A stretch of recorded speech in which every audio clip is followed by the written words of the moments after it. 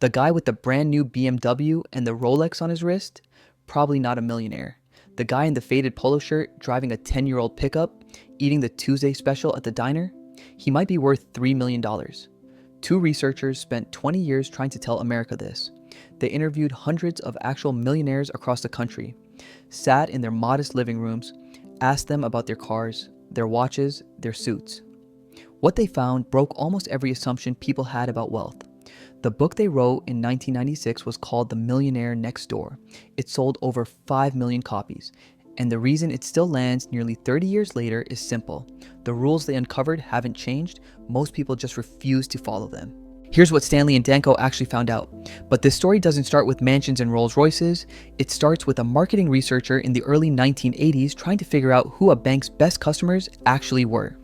Thomas Stanley was that researcher. William Danko was a professor at SUNY Albany. A bank hired them to study affluent Americans, and they walked in expecting the obvious picture. Luxury, indulgence, expensive taste. That's what most companies assume wealthy people look like. What they found instead was so strange, they spent the next 2 decades chasing it.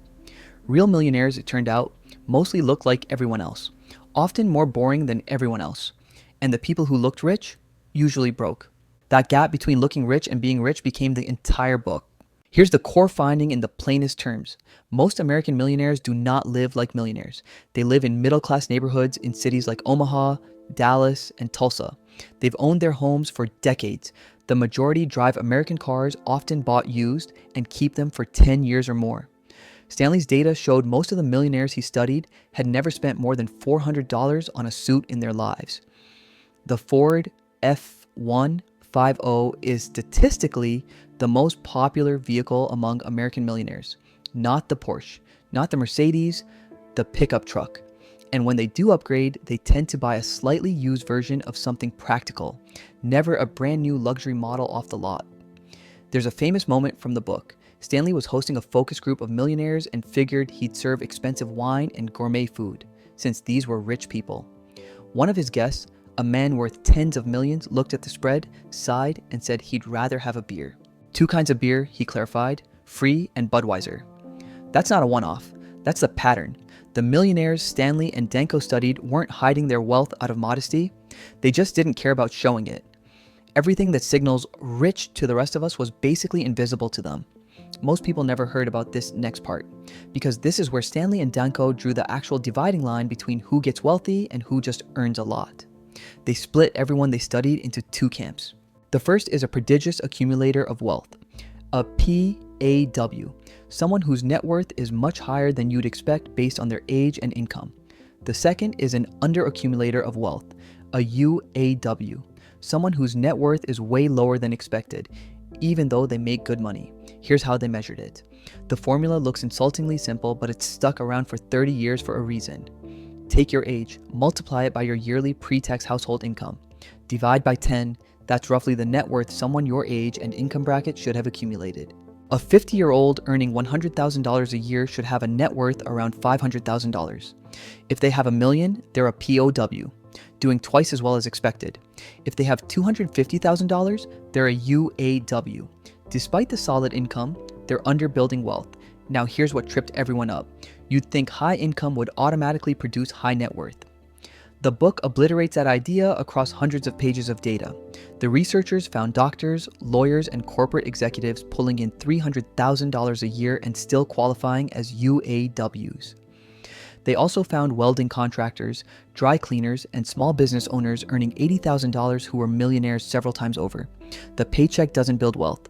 What you do with the paycheck does. Stanley called this the big hat, no cattle problem, an old Texas phrase for people who dress like ranchers but didn't actually own any cows. Looking the part, owning nothing underneath.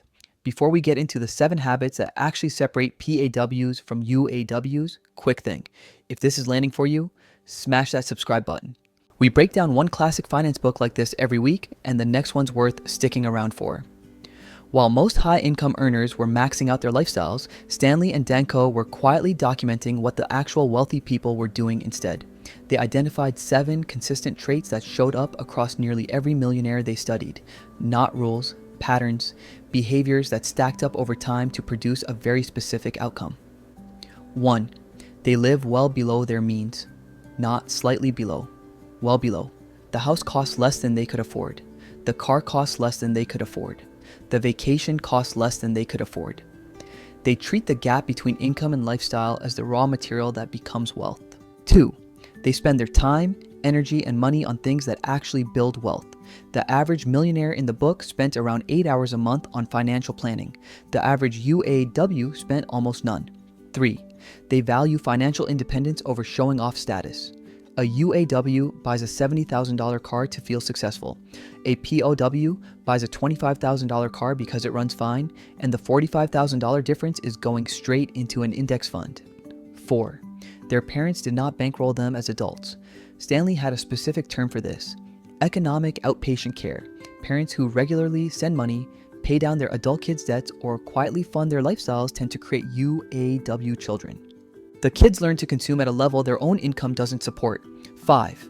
Their adult children are economically self-sufficient. The pattern repeats across generations. PAWs tend to raise PAWs. UAWs tend to raise UAWs.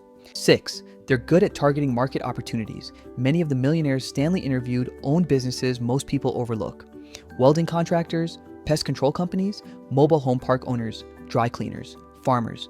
The work was often dull. The returns were not. 7. They chose the right occupation. Not always the highest paying one, the right one for them, something where their effort compounded into ownership, equity, or long-term returns. No inheritances, no lottery tickets, no viral moments, no crypto luck. I mean, think about that for a second. The entire American image of wealth is built on surprise, big wins, overnight success. The actual data said the opposite. Wealth is built by people who chose to be consistent and a little bit boring for 30 straight years. But this wasn't just about individual choices anymore. Stanley's research uncovered a bigger trap, one that most high earners walk straight into without ever noticing it. The book makes an uncomfortable case, and it's the part people skip over. Your social environment is actively punishing you for being frugal. Think about how American neighborhoods actually work. You buy a house in a nice area. Your neighbor gets a new SUV. The family across the street upgrades the kitchen. The doctor 2 doors down wears a watch that costs more than a year of tuition. None of it looks extreme on its own. All of it is an invisible pressure to match. Stanley called this the high consumption lifestyle trap. The more affluent your zip code, the more your neighbors demonstrate spending as proof of success. The more you see it, the more you internalize it. And that is how a surgeon earning $500,000 a year ends up broke at 55. Then comes economic outpatient care from the other direction, and the book's finding here is genuinely counterintuitive. The parents who gave their adult children the most financial help tended to raise the worst wealth builders. The help backfired. The kids learned to solve money problems by expecting a rescue, not by building one themselves. That's the kind of number that makes accountants cry. Stanley tracked these families for years. Ongoing subsidy of an inflated lifestyle, wealth destroyer across generations. And here's the sentence the book drills into you over and over. The one people still argue about online: wealth is what you keep, not what you earn. You can make $1 million a year and die with nothing. You can make $70,000 a year for 40 years and leave your grandkids a fortune. The income column matters. The spending column matters more. A PAW understands this in their gut. A UAW thinks a raise is the answer. And as long as the raise is the answer, no raise will ever be enough. So what does any of this actually mean for you? The Millionaire Next Door isn't really about millionaires. It's about the math most people refuse to run on their own lives. Your age, your income, your net worth. 3 numbers that tell the truth whether you look at them or not. Stanley and Danko weren't selling a secret. They were handing you a mirror. And 3 decades later, the mirror still works. The neighbor you assume is broke may have paid off his house in 2004 and maxed his retirement every year since. The neighbor you assume is rich may be 2 missed paychecks from selling the boat. Run the formula, see where you actually land. That's the whole tool. If you got something from this breakdown, subscribe. Next week, we're doing Rich Dad, Poor Dad and looking at where that book got it right and where Stanley and Danko would have tossed it right out the window. See you in the next one.